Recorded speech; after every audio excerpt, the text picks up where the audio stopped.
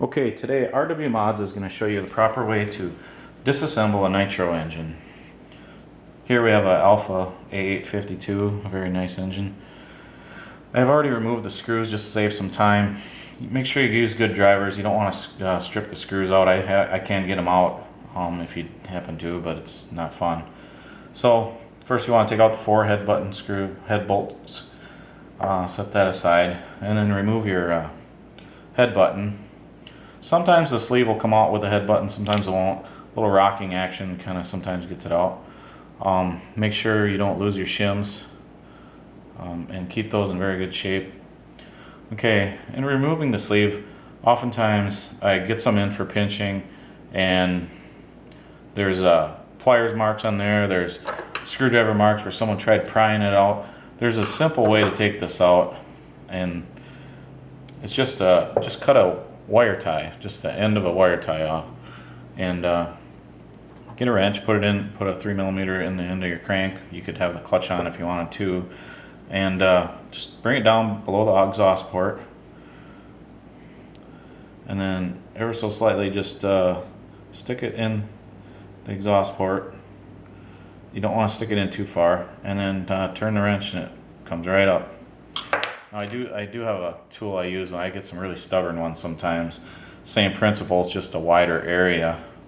Stick it in there while I crank on it. Some heat on there with a heat gun sometimes I'll have to do too. So there are some really stuck ones too sometimes. So then pull out the sleeve. Just keep everything nice, neat, and clean here. The back plate, I get a lot of pistons. Hey, I broke my piston. If you pull the back plate off on a lot of engines, it'll break the skirt of the piston off. So you want to make sure the piston is up towards the top. It doesn't have to be all the way.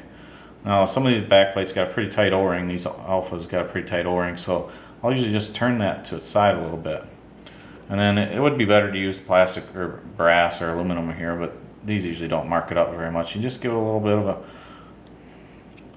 wedge there, and once you get that far, you can just get that out. And that's what will catch the bottom of the piston right there and break the skirt every time. You're talking $100 in most engines just because of that mistake.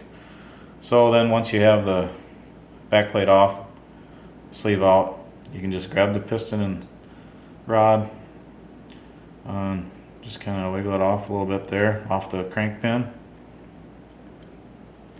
Piston comes out, and then the crank last just pushes out from the back. Sometimes it does require a little bit of tapping on a bench. Try and use something, wood or something. It can be hard on the bearings also.